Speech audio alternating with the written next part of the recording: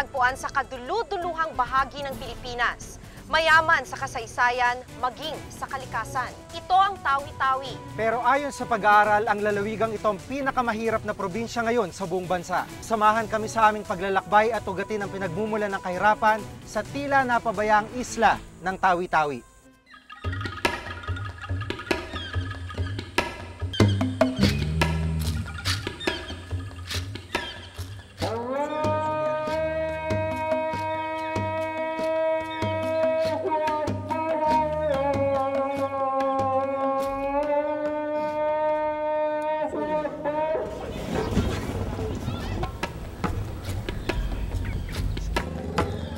Sinasabing ang lalawigan ng Tawi-Tawi ay isa sa may pinakamayamang karagatan.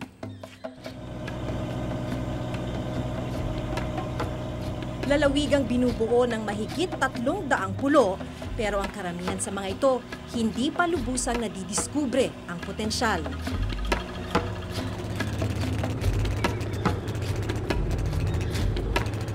Ngunit ang mas masaklap, karamihan sa mga islang ito hindi rin naaabot ng mga pangunahing serbisyo ng pamahalaan.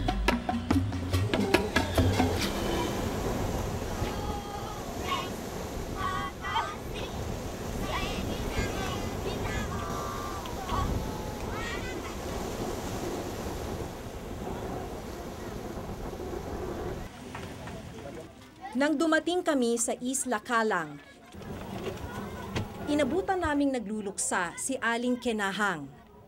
Binawian ng buhay ang kanyang asawa. Kahit anong tanong namin, walang makapagsabi kung ano ang naging karamdaman ng namatay. Ang tiyak lang, matagal na itong may sakit, pero hindi kailanman natignan ng doktor. So kung may sakit po ang taga-rito, ano ang ginagawa? Magtitiis na lang. Alimbawa, ipapagamot, hindi na ipapagamot. Magtiis na lang yan. Hanggang sa mamatay. Isa raw ito sa mga kalbaryo ng mga residente ng isla. Kapag minalas kang magkasakit, parang hinihintay mo na lang daw si kamatayan. Maging disenteng burol para sa mga namamatay, hindi rin na ibibigay.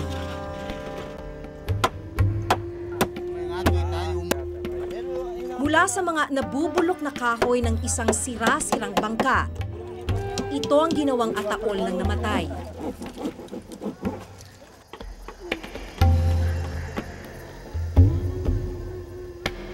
Walang klinik ang isla, wala ring doktor. Walang maaaring takbuhan ang mahigit 1,000 residente ng isla para sa karampatang atensyong medikal.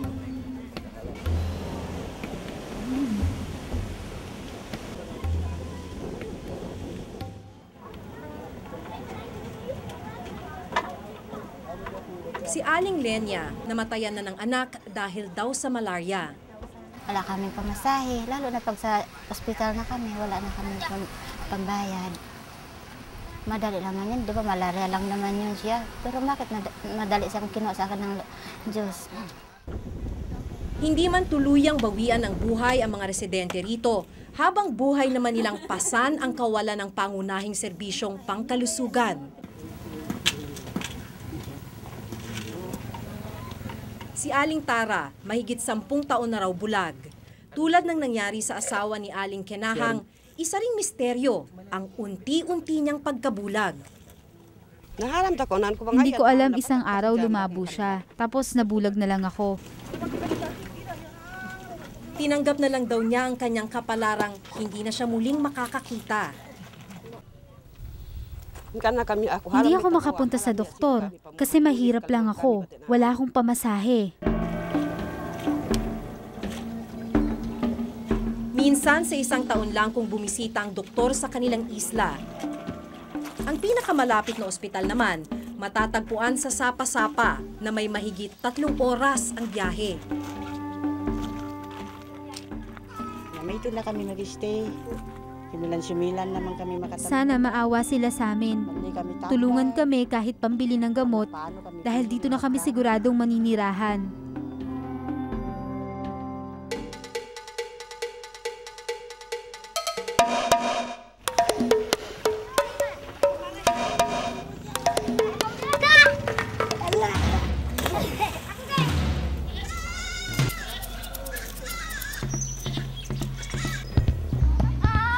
Tahanan para sa may 5,000 residente ang isla ng Sapa-Sapa.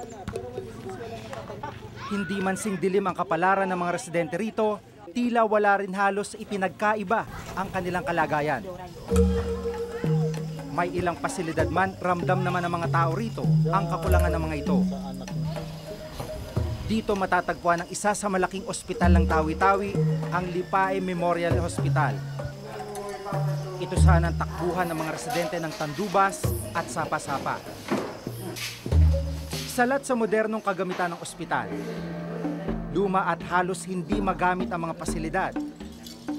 5 piraso ang kamang maaaring higaan ng mga pasyente.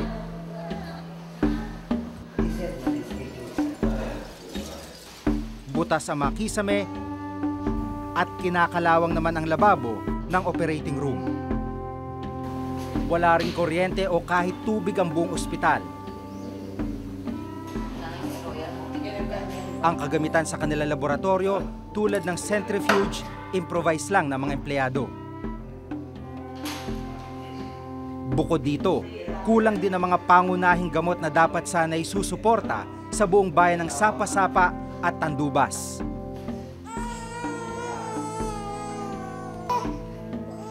Ayon kay Dr. George Lee, direktor ng Lipae Memorial Hospital, hindi raw sapat ang kanilang taunang budget na 270,000 pesos.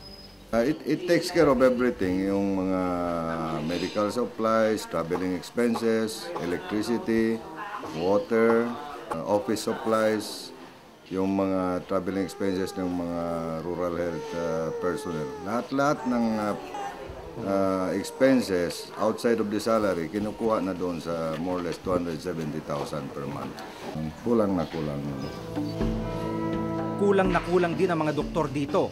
Sa kaso ng Lipae Memorial Hospital, nag-iisa lang ang doktor.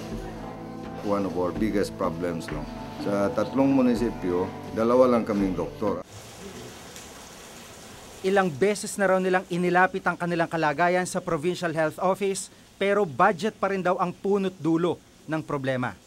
Actually, the budget is very, very minimal, very small. Hindi siya kasya to satisfy all the medical needs of your constituent.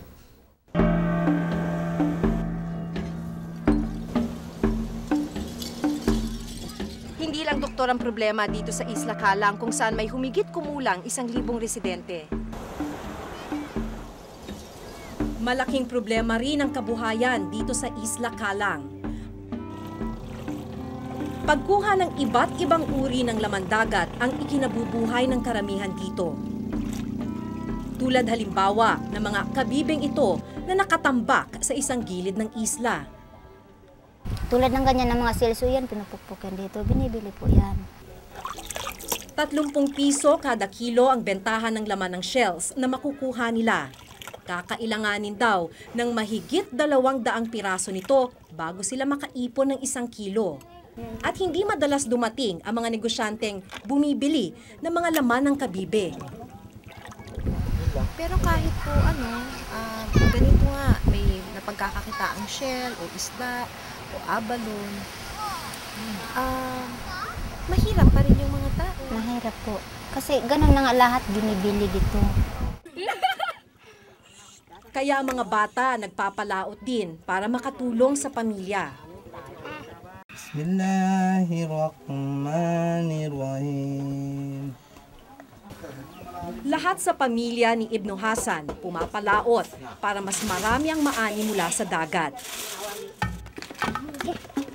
Ang magkapatid na Erab at Rico, pagkagising sa umaga, sa dagat ang takbo. Nasubay na kami ba makausaha? Pag may huli na kami, saka namin ibebenta pambili ng pagkain. Ngunit hindi sa lahat ng panahon naghahatid ng biyaya ang dagat. Madalas, kakaunti ang kanilang huli. Minsan pa ay wala.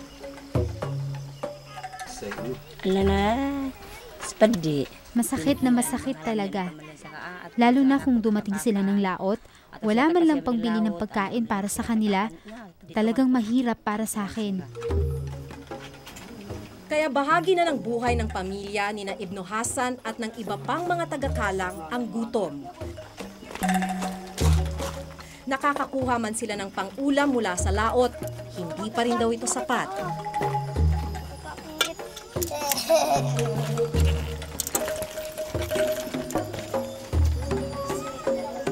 Nung araw ngang yon, isang dangkal ng kamote ang paghahati-hatian nila sa pananghalian. Tira lang daw ito noong nakaraang araw. Susa, pasalan na yan. Labis akong malungkot dahil di sila nakakakain. Talagang naawa ko sa kanila. Hindi nagrereklamo ang mga bata, basta't nagugutom. Habang kinakausap namin ang mag-asawa tungkol sa kalagayan ng kanilang pamilya, si Cruzita, ang nag-iisa nilang anak na babae, napaiyak na lang. Hindi siya makasagot ng aming tanungin kung bakit bigla siyang napaiyak. Nangis ba? Nangis. Pangatayan na to, ba't sa lama ba? Di na lang ako umiimik kapag umiiyak ang mga bata. About ya pagkaluman ya about Bumibigat ang loob ko tuwing umiiyak at nakikita kong nahihirapan sila.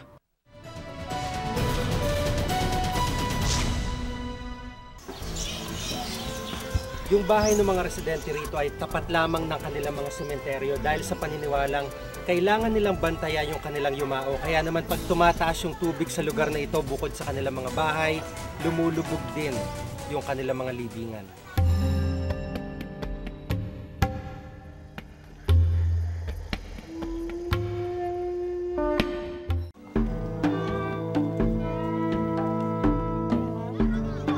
Matinding kahirapan ang sumasalamin sa kalagayan ng mga nasa isla. Tila mahirap pa sa daga ang kanilang buhay. Sa isang pag-aaral, lumalabas na 8 sa bawat 10 tao sa Tawi-Tawi mahirap. Pinapalala pa ng problemang ito ang kawalan ng trabaho at kabuhayan para sa mga residente. Nasa 7% ang walang trabaho sa Tawi-Tawi. Ang mayamang karagatan ng karaniwang takbuhan ng mga tao ng ikabubuhay. Pero hindi rito natatapos ang palatandaan ng kahirapan sa lalawigan.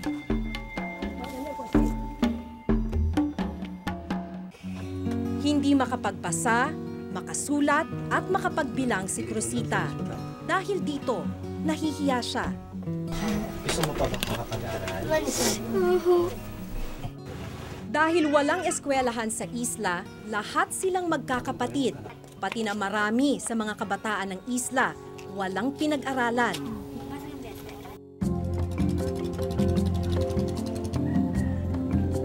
Walang eskwelahan sa Isla Kalang. Dito sa Sapa-Sapa, may nag-iisang mababang paaralan. Pero kalunos-lunos ang kalagayan nito. Giba-giba ng mga dingding. Dahil ni walang pinto, ipinako na lang ang ilang pirasong tabla para hindi pasukin ng mga kambing ang silid-aralan. Pero ang pinakamasaklap na yata, 3 lang ang gurong nangangasiwa sa mahigit 400 estudyante kapag pasukan dito. Mahirap, walang mga upuan, walang kuwan, walang problema. Yun ang hirap sa amin. Sa mga guro, kulang. Yung before, mataga na, nag-aaral pa ako, walang problema yun eh. Sa national pa kami. Kami ang mga dito, pioneer ng Longsikong Elementary School. Dahil sa kakulangan sa guro, maging ang kanilang daycare center, ilang taon nang inabandona. Ito yung daycare center nila para sa lugar na ito. 1999 nung itayo yan. Pero sa nakikita nyo, wala nang pakinabang ito para sa mga residente rito. Kaya ang mga bata at magulang nila kanya-kanyang diskarte na lang sa pag-aalaga sa kanilang mga musmus.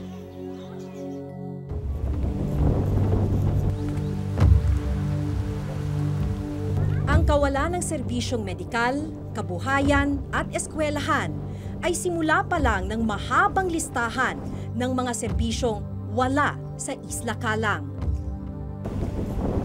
Salat din ang isla sa mga pangunahing pangangailangan. Isa na rito ang tubig. Wala kasing mapagkukunan ng inuming tubig sa isla. 3 oras pa ang pinakamalapit na maaaring mapag-igiban nito. Pangkaraniwan na raw na tubig alat ang pinangsasaing ng mga residente. Kahit pa sa ibaba mismo ng kanilang kubo, diretsyong bumabagsak ang kanilang dumi. Maayos pa raw kung tutusin ang kalagayan ngayon dito sa isla dahil tuwing tag-ulan, kaba at takot ang nadarama ng mga taga-Kalang. Nag-aabot kasi ang alon sa gitna ng isla kung panahon ng tag-ulan at lumulubog sa tubig ang buong isla. Ito rin daw ang nagiging dahilan ng pagkasira ng kanilang mga tahanan. Dahil na rin sa wala silang ibang maaasahan, sila-sila na ang gumagawa ng paraan.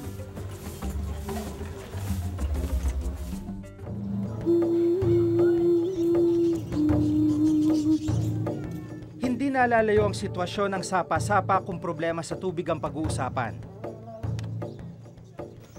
Isa sa malaking problema ng mga magulang dito ay ang mga batang katulad nila dahil kapag tumataas ang tubig sa lugar na ito, natatakot sila na maaring may malunod na mga bata lalo na yung papasok sa eskwelahan. Dahil sa dagat lang umaasa ang mga residente para sa kanilang kakainin. Wala raw sila magawa kundi tiisin ang panganib na dulot ng malalaking alon. Araw-araw, binubuno ng mga residente ang pangambang tatangayin nito, hindi lang ang kanilang mga kagamitan, kundi pati mga mahal nila sa buhay. Talagang nahihirapan kami at kinakabahan. Ayaw na namin umalis ng bahay. Apektado kami dito sa paglalim ng tubig. Hindi kami makapunta kahit saan. Binabantayan na lang namin ang mga anak namin. Yung bahay ng mga residente rito ay tapat lamang ng kanilang mga sementeryo dahil sa paniniwalang kailangan nilang bantayan yung kanilang yumao. Kaya naman pag tumataas yung tubig sa lugar na ito bukod sa kanilang mga bahay, lumulubog din yung kanilang mga libingan.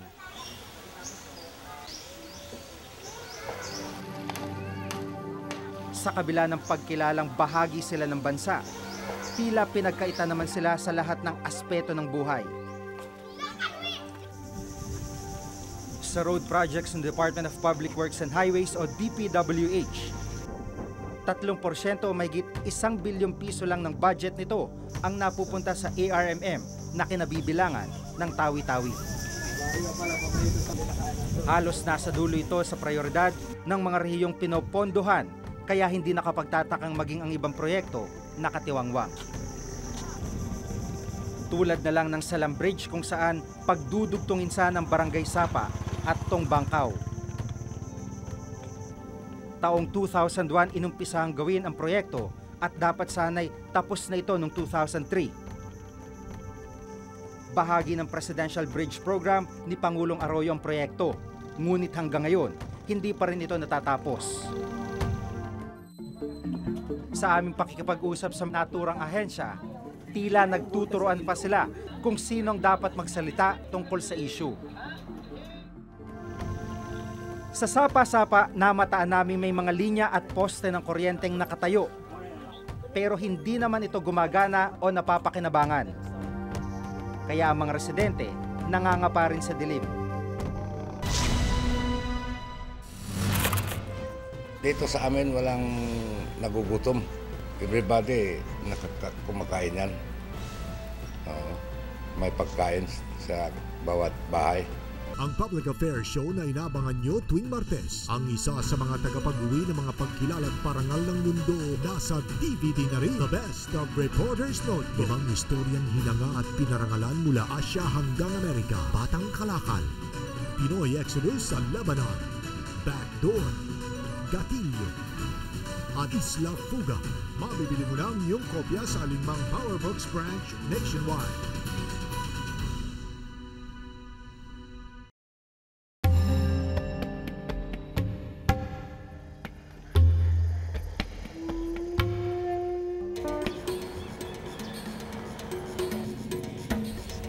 Malalim at mahabang dahilan ng sinasabing kahirapan sa Tawi-Tawi. Kahirapang naguugat sa kawalan o kakulangan ng mga pangunahing serbisyo. Sa pinakahuling survey ng National Statistics Coordination Board o NSCB, nangunguna ang bayan ng Tawi-Tawi bilang pinakamahirap na lalawigan sa bansa. Pero tila hindi nababahala ang Regional Planning and Development Office ng Autonomous Region of Muslim Mindanao o ARMM tungkol dito. Knowing Tawi-Tawi as one of the peaceful province in the ARMM, that was quite surprising. The survey is done in 2006. And as far as the regional governor, Dato' Saldi Uyampatuan administration is concerned, we feel that the impact of his accomplishment, his achievement are not yet reflected in the result of the survey.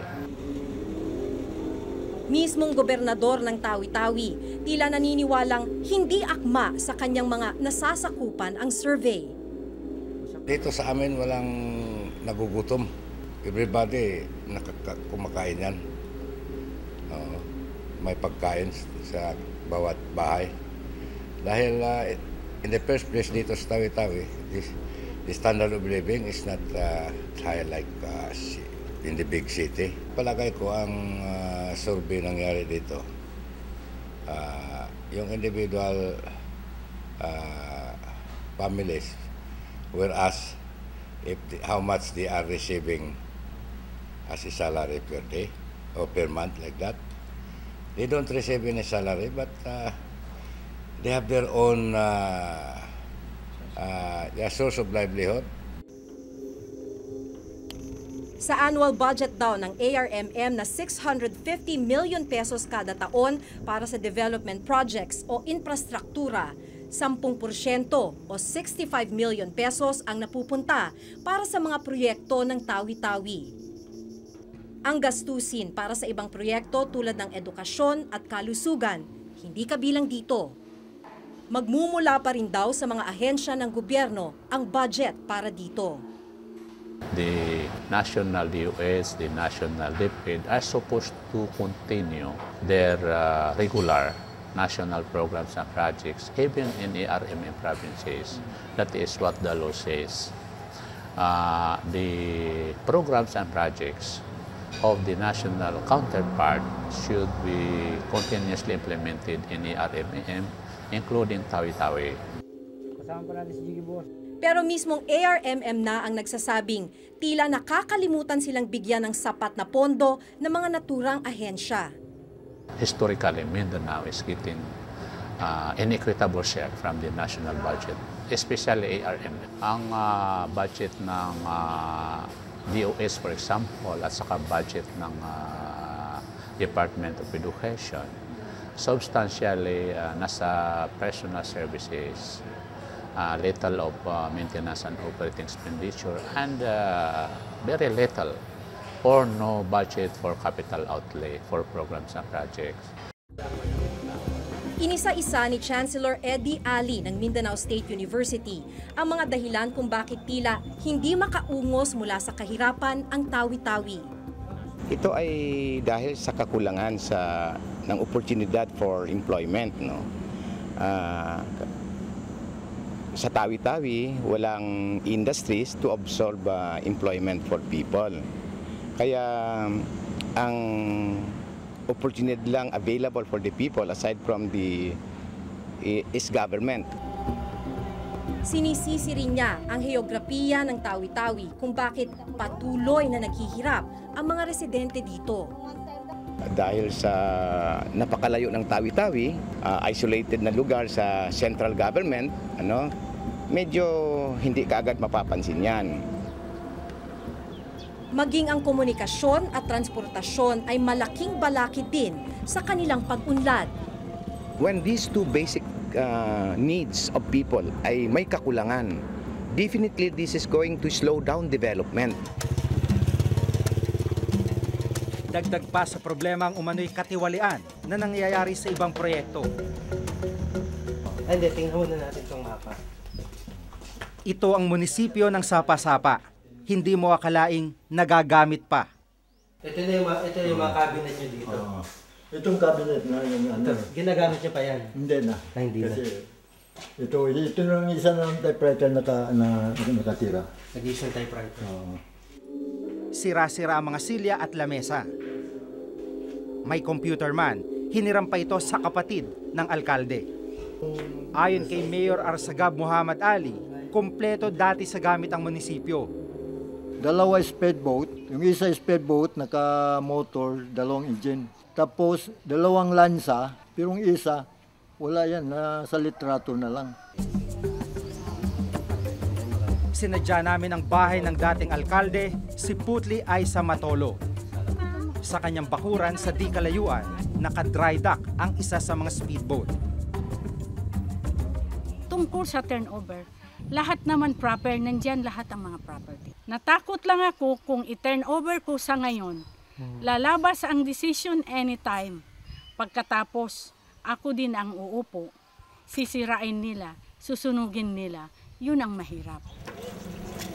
1.2 milyong pisong ginastos sa pagpapatayo ng palengking ito noong 2003. Pero sa nakikita natin, tila wala naman itong pakinabang dahil wala namang tindera yung mga nakapwesto rito.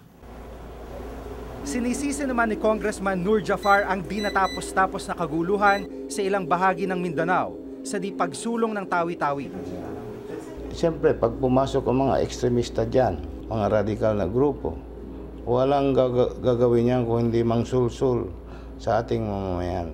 Sasabihin, kasalanan nito, kasalanan ng gobyerno. So walang kabutihan mapupuntahan.